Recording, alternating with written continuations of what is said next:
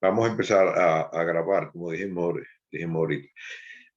Hoy trataremos un tema que quizás ya, como dicen, ya es una postalita repetida, ya no tiene tanta vigencia, o sea, no es un tema tan sorprendente como cuando se presentó, pero no por eso deja de ser importante y no por eso debemos olvidarnos. Hay que mantener siempre, como les digo a ustedes, hay que mantener siempre en la cabeza todas las enfermedades, o sea, hay que tener frescas los conocimientos, las patologías, las características para uno poder reconocerlas. Y como vieron, la lengua es un espejo que nos puede revelar muchísimas enfermedades así de primera entrada y uno a partir de ahí puede empezar a sacar conclusiones. Bien, entonces,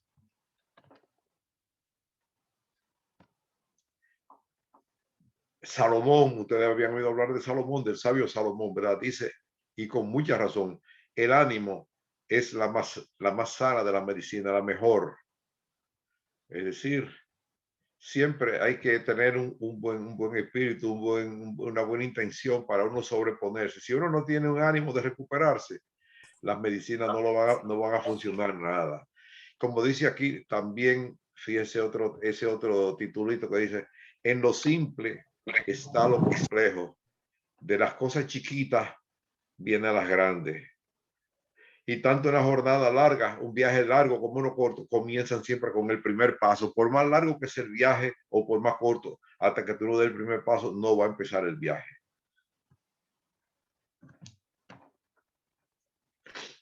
Eso, ustedes saben lo que es un iceberg. ¿Qué es eso?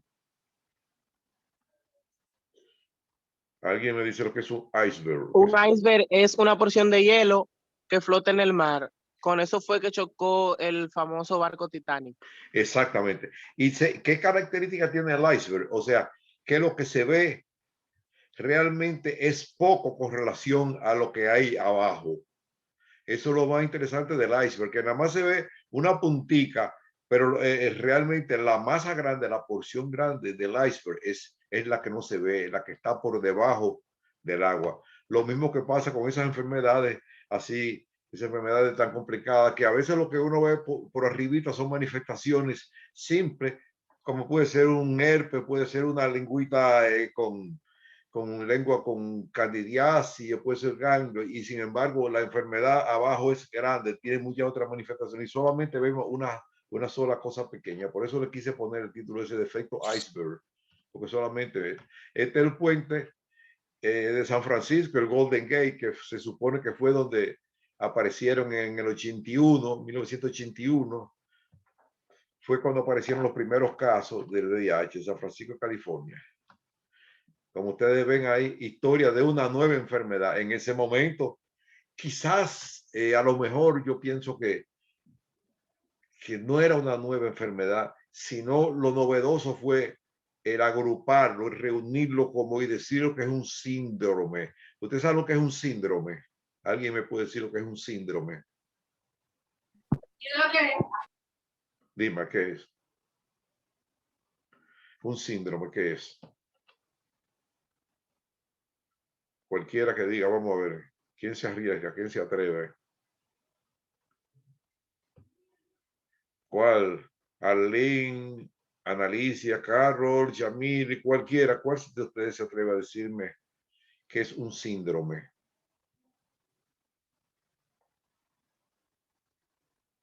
Oh, le comieron la lengua. ¿Qué pasó? Dígame cualquiera, a ver. ¿Qué es un síndrome? Perdón, doctor, repita que no estaba escuchando absolutamente nada. Ah, bueno, ¿qué es un síndrome? Un síndrome, ¿qué es? Yo entiendo como por síndrome es cuando se presentan un conjunto de síntomas que presenta el individuo, algo así. De signos y síntomas, las dos Ajá, cosas. signos y síntomas, exacto, con distintas características, con sus características en conjunto. Exactamente. Algo así. Es un síndrome, exactamente. Entonces, como ustedes ven, el SIDA es síndrome de inmunodeficiencia adquirida. Eso es lo que quiere decir SIDA. Síndrome inmunodeficiencia, porque ustedes saben que hay una disminución de los mecanismos inmunológicos, de los mecanismos de defensa, y adquirida. Por eso le llamo así síndrome de inmunodeficiencia adquirida o SIDA, más bien.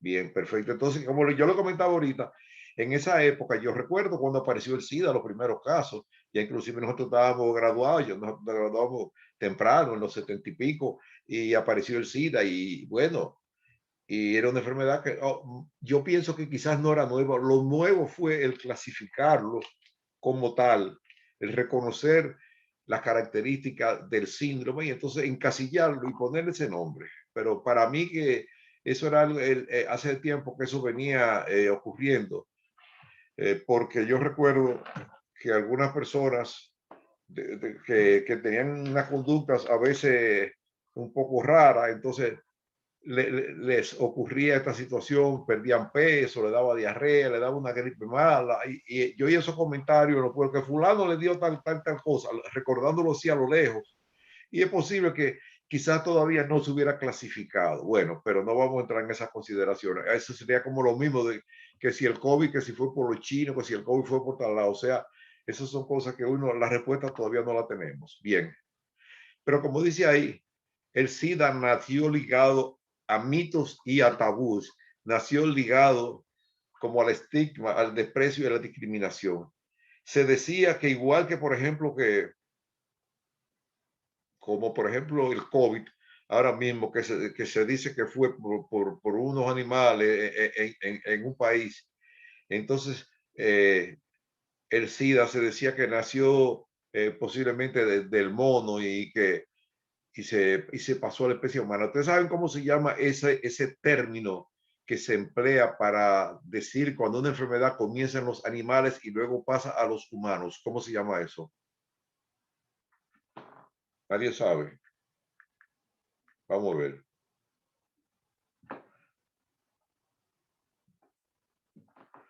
Le escribí ahí en el chat. Se llama, nadie sabe. Vamos a ver quién me dice. Repita, doctor, por favor. Que cómo se llama cuando una enfermedad se inicia en animales y luego pasa a los humanos. ¿Cómo se llama eso?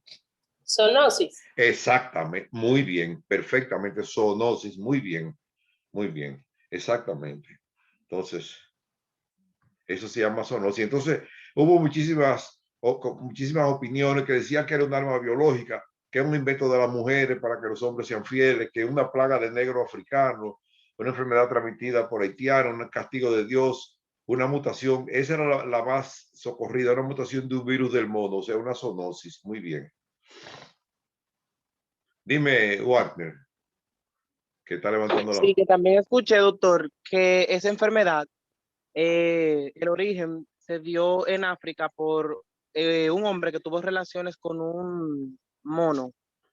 Sí, decían eso, o sea, que estaba relacionado, o sea, era una zoonosis. Y también decían, no era que tanto, sino que comían, tú sabes que a veces en esas tribus comían cerebro de mono, algo de eso por ahí realmente. Todas esas versiones fueron las que se barajaron, vamos a decir, en ese momento. Que pudo haber sido que tuviera relaciones o que comiera cerebro de mono, algo de eso. Por ahí era que andaba el asunto. Muy bien, exactamente.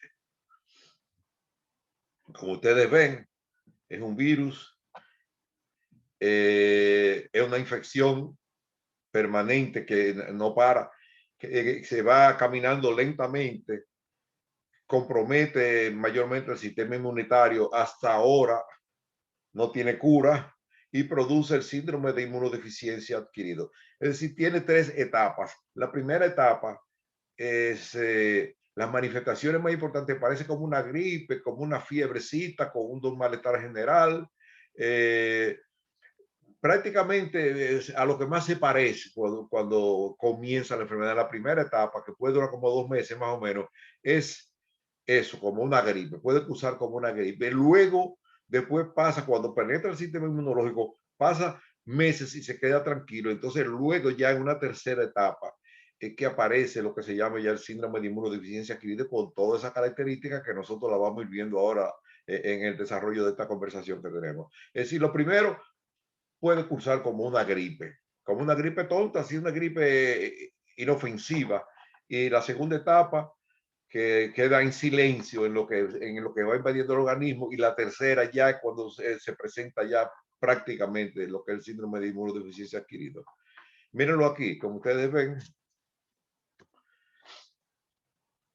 cuando el sistema inmune está funcionando bien, tiene la capacidad, fíjense que lo compara como si fuera una Doctor, sombrilla. Dime, disculpe. dime, Dice amor. Yasumi Pérez que la acepte, Sí, que pero tenga espera. sí, dile que yo la veo, yo le doy, déjame ver. Aquí no está. No, yo le doy a todo lo que ahora vi 3 personas que van entrando. Sí, no hay problema. Es que a veces si no me la pone en el sistema, yo no la puedo ver. Pues, como decíamos ahorita, si ustedes, ¿qué ustedes ven aquí? ¿Qué tiene ese hombre que está en traje de baño? Tiene que Una protección. un paraguas para una sombrilla. O sea que eso funciona. Vamos a decir que el sistema inmunológico funciona como un paraguas, como una sombrilla, una protección contra hongos, parásitos, bacterias y todas esas cosas. Pero cuando esa sombrilla, cuando ese sistema inmunológico se destruye por la acción del virus del VIH, entonces comienzan todas esas cosas que veíamos, parásitos, virus, hongo y bacterias, comienzan, entonces se presenta lo que le llaman infecciones oportunistas. Los oportunistas quiere decir que aprovechan que el sistema inmunológico está débil y entonces hacen su aparición. Por ejemplo, todos sabemos que la Candida albicans es un residente habitual en la cavidad oral, pero está más o menos controlado. Vamos a decir que hay un balance, hay un equilibrio entre toda la flora oral, entre muchísimos microorganismos y cosas de esas, pero si el sistema inmunológico está funcionando bien, no pasa nada. El organismo tiene esa sombrilla, ese paraguas para protegerse, pero cuando se deteriora el sistema inmunológico, entonces ahí vienen las infecciones oportunistas. Y eso es lo que ocurre en el VIH.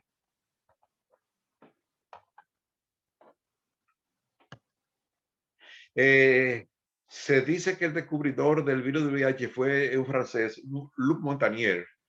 También se barajó el nombre de un científico norteamericano, por cierto, pariente de Helen Corney. Yo no sé si ustedes quizás no lo habrán oído mencionar. Helen Corney es una viróloga que tiene mucho tiempo trabajando en el Laboratorio Nacional y tiene su propio laboratorio de virología. Ella se llama Helen Corney. Ella también fue de las primeras personas que empezaron a trabajar con eso. Yo recuerdo en el Laboratorio Nacional, de ahí del todo de Filló, que está cerca de allá de la universidad, empezaron a hacerse los primeros trabajos y ella fue que trajo la primera prueba para diagnosticar el VIH. Como ustedes ven, aquí está el virus. Donde actúa casi siempre se mueve por el sistema linfático, por el linfocito CD4 que ataca. Igual que como dijimos, como hacen metástasis, algunos cánceres y cosas de esas por el sistema linfático, entonces esto actúa sobre el linfocito CD4, que lo veremos más adelante, y va comprometiendo lentamente. ¿Por qué es una epidemia?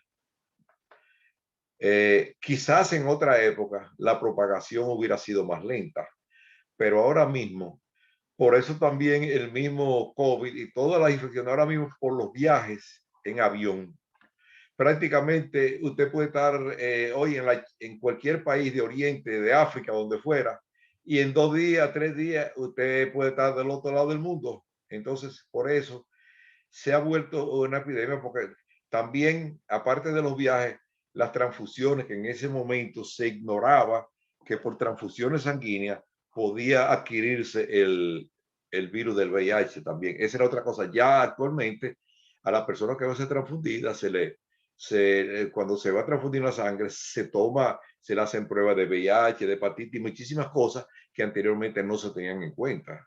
Entonces, también eso es importante, las transfusiones. Y otra cosa que se toma en cuenta ya, por ejemplo, actualmente no se transfunde sangre total si no es necesario.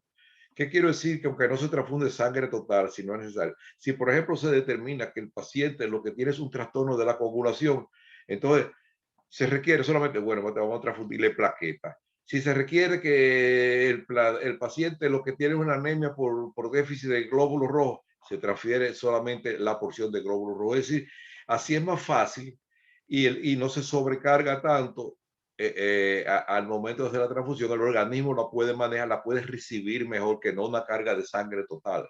Eso es importante. Ya, por supuesto, ya todos los bancos de sangre le hacen muchísimas pruebas de hepatitis, de SIDA y todas esas cosas, para que ustedes sepan bien. También otra vía de propagación, los usuarios de drogas que a veces comparten una misma jeringuilla. Eso no es tan frecuente, pero ocurre que se prestan la jeringuilla y se transfunden de uno a otro, se traspasan, por decirlo así, el virus del VIH. Vienen los viajes, las transfusiones y el contacto aquí que usan, miren, como esas personas se utiliza la misma jeringuilla para ponerse, para usar las drogas. Entonces, eso es importante también. Esas tres vías, los viajes, la transfusión y las drogas. Miren como aquí, el virus del VIH entra a la célula, como dice ahí, altera el ARN y el ADN y comienza a reproducirse, pero rápidamente en el interior del individuo, destruyendo el sistema inmunológico. Por ahí comienza el problema. Dice ahí arriba, ¿qué dice ahí arriba? En ese titulito que yo le puse ahí. Ningún país está está exento de SIDA. Exactamente, eso quiere decir que se puede, en cualquier país del mundo, por más remoto, puede aparecer y de hecho está presente, claro. 60 millones de personas, eso era en esa época casi cuando yo, esta conferencia yo la preparé hace algún tiempo y decía que en esa época 60 millones, pero ya debe estar no sé en cuánto, por esa estadística debe haberse incrementado mucho.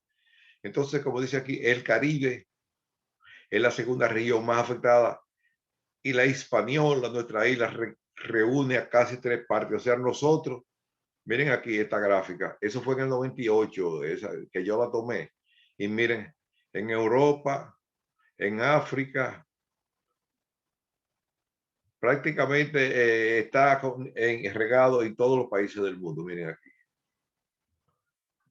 Pues les digo, esa es una estadística vieja. Si la buscamos ahora, eso debe estar, por supuesto, incrementado, pero quizás en la misma proporción.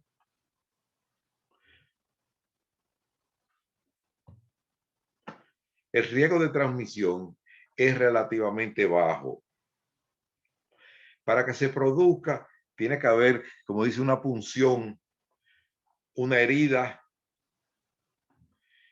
Posiblemente el virus de la hepatitis B se transmite con más facilidad porque el virus del SIDA, si se deja en una superficie seca, en poco tiempo desaparece, muere, se neutraliza, pero el de la hepatitis B, no, el de la hepatitis B tiene más capacidad, aparte de que en términos cuantitativos se requiere una menor cantidad de virus activo para transmitir la hepatitis B que lo que se refiere para transmitir el VIH. Es decir, que aunque uno le tenga miedo y todas esas cosas hay que cuidarse siempre, pero la hepatitis B tiene mayor riesgo y mayor potencialidad de contaminar y de contagiar al personal de salud.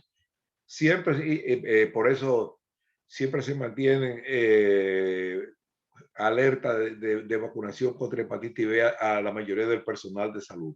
Eso es importante. O sea, es un riesgo relativamente bajo. Mírenlo aquí. Esto le llaman el periodo de ventana, que es el periodo, el segundo periodo más o menos, vamos a decir, porque el primero cuando entra en contacto asintomático, después el periodo de ventana inmunológica que puede durar varios meses hasta que luego, miren, se produce más de 10.000 millones de virus por día. Calcule usted, eso es una cosa impensable, la cantidad de microorganismos que van apareciendo y cómo se va reproduciendo. ¿Cómo comienza el VIH? Dice ahí, fiebres altas, sobre 39, como hemos dicho siempre, diarreas, neumonía por neumocitis girovesi, una tos, también está incluido pérdida de peso, la presencia de ganglios, déjame ver.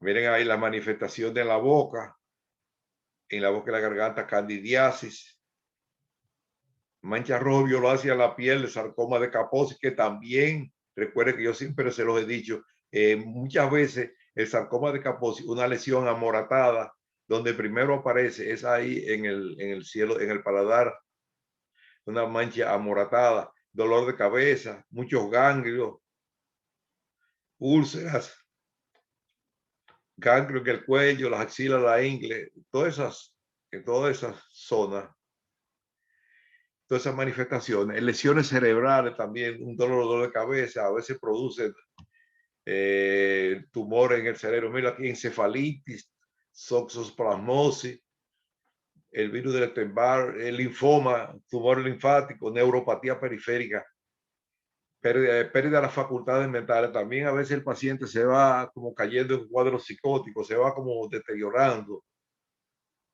Al igual que, por ejemplo, también la tuberculosis en su etapa ya, es una etapa de neurosífilis también, hace que muchas personas pierdan el juicio y se desorienten y tengan dificultad, lo que llaman en el vía, en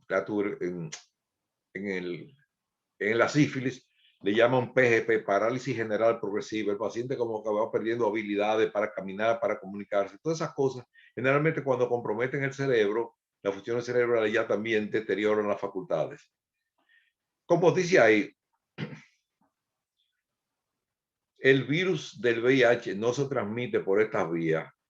Contrario, por ejemplo, al COVID, ahora mismo que se habla que se transmite por el aire, por el contacto, por el agua, inclusive ni siquiera por el trato personal, ni por usar cubiertos personales del paciente, picadura de mosquito, por beso de cortesía. Es decir, no se transmite ni por saludo. Ustedes saben que el COVID, sí, el COVID hay que mantener lo que se llama un distanciamiento social, más o menos de 6 pies entre una persona y otra. Por lo menos esos son los protocolos que se tienen en vigencia hasta ahora.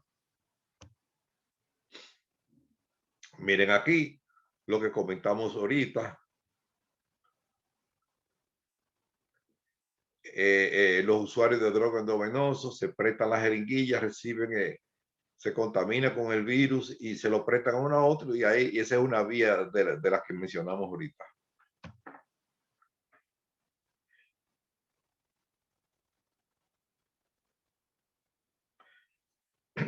Miren a otra también, otros los que reciben transfusiones. Por eso ya como comentamos ahorita, miren aquí un dato importante. En Estados Unidos muchos hemofílicos al recibir el factor 8 que contenía los virus de SIDA se contagiaron. Ya este riesgo se ha reducido mucho porque se toma muchas medidas de seguridad con la sangre de donante. El paciente recibe la sangre con los virus y queda infectado. Se ha hablado también de lo que se llama la transmisión vertical. ¿Ustedes saben lo que es la transmisión vertical? ¿No saben lo que es eso? Transmisión vertical. Bueno, transmisión vertical es aquella que se produce de la madre al hijo. Es decir, si una madre embarazada puede transmitirse al hijo cuando nazca. Eso es transmisión vertical. Así se llama. Quedan 9 minutos, seguiremos hablando. Cuando se acabe, volvemos y conectamos. Como en mucho siempre, no se me vayan. Este es lo que se llama la exposición laboral, es decir, el personal que está expuesto. Generalmente las que más posibilidades tienen de contagiarse son las enfermeras, médicos internos un por ciento menos, los médicos en cirugía menos. Casi todo el mundo, el que va a hacer cirugía, utiliza guantes y tiene mucho cuidado con los objetos punzantes, punzocortantes. Pero aún así existe la posibilidad, inmediatamente se recomienda, ya hay un protocolo cuando alguien se pincha y se le mandan a hacer pruebas de VIH y toda la cosa. Esa práctica existe. Miren, bueno, miren aquí. La mujer infectada, sea por drogadicción o por su compañero, pasan del virus del SIDA de la madre, pasan al de la criatura y lo infectan. Y nace el niño, o sea, contagiado por lo que se llama por transmisión vertical. Eso. Ok, el VIH-Sida solo se adquiere por vía sexual y la madre puede transmitir el virus a su hijo por el embarazo, parto o lactancia. Bien.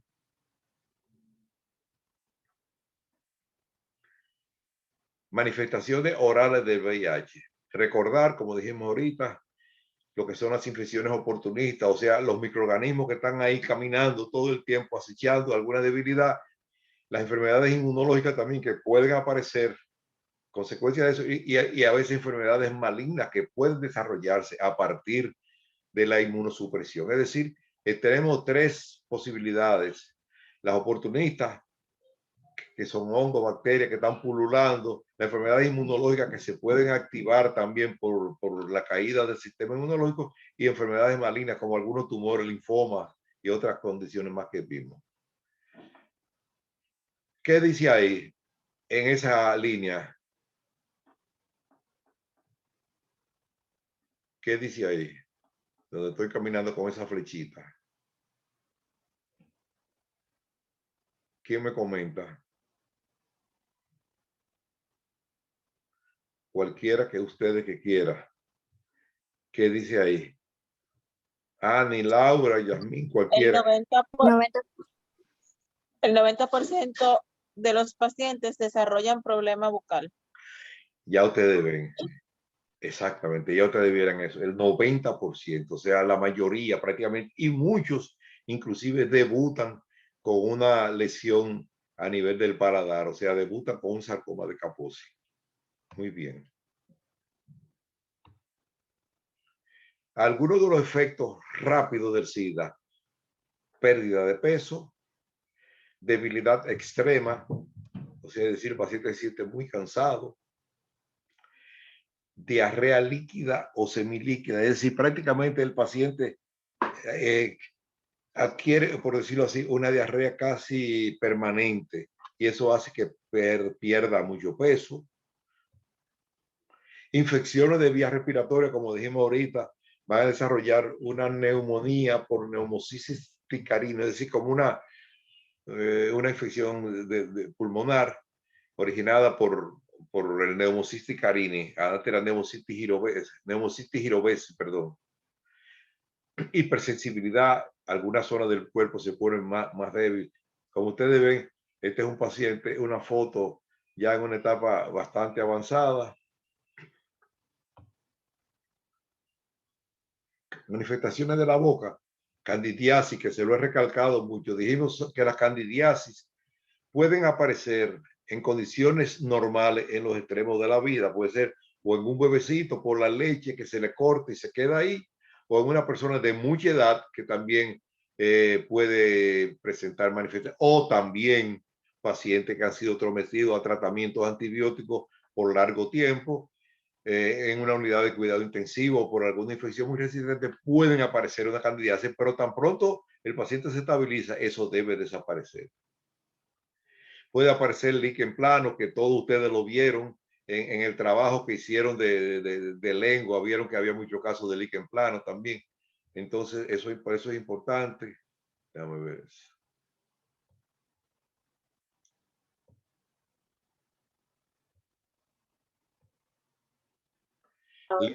Dime. Bien.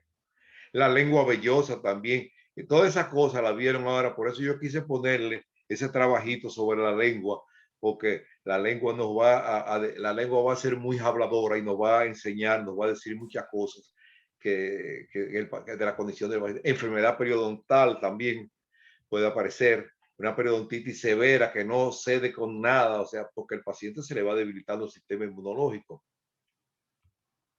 Sarcoma de Kaposi, que eso sí lo hemos mencionado mucho, que es una lesión color rojo vino.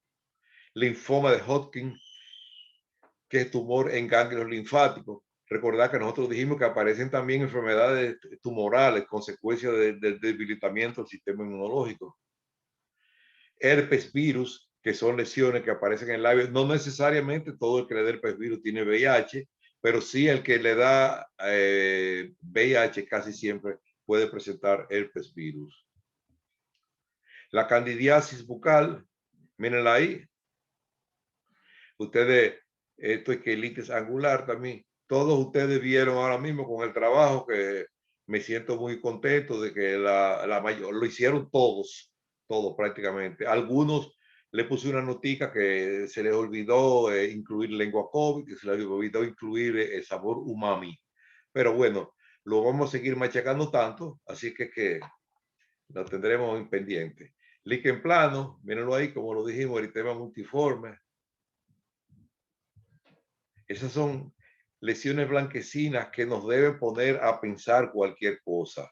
Cuando uno ve una lesión blanquecina así, una lengua vellosa, como ustedes ven, miren ahí cómo está, con todas esas papilas filiformes, bien. Enfermedad periodontal bastante severa que no cede ante nada. Miren ahí, ¿qué es eso? ¿Qué es eso? ¿Quién me dice? ¿Quién me comenta? Eso. ¿Y eso? ¿Qué es? Pero ahí lo dice sarcoma de Kaposi. Exactamente. Sarcoma de Kaposi. Para que ustedes lo vean, no, yo solo lo que pasa es que a mí me gusta repetirlo, porque con la repetición es que uno va fijando el conocimiento. No, yo sé que ustedes lo están leyendo y lo sabían, pero como quiera que vean que es una lesión, fíjense, puede aparecer en la encía con alguna frecuencia en el paladar también. Miren cómo se ve en las piernas, también es otra lesión que tiene más o menos la misma característica, un color amoratado. Linfoma de Hodgkin, que son ganglios que aparecen en todo el organismo, en todo el cuerpo, perdón. Generalmente la cadena ganglionar puede aparecer esta condición que se llama linfoma de Hodgkin. El linfoma de Hodgkin solo como tal cede con quimioterapia en la mayoría de los casos, pero ya cuando está relacionado con el VIH ya es otra cosa.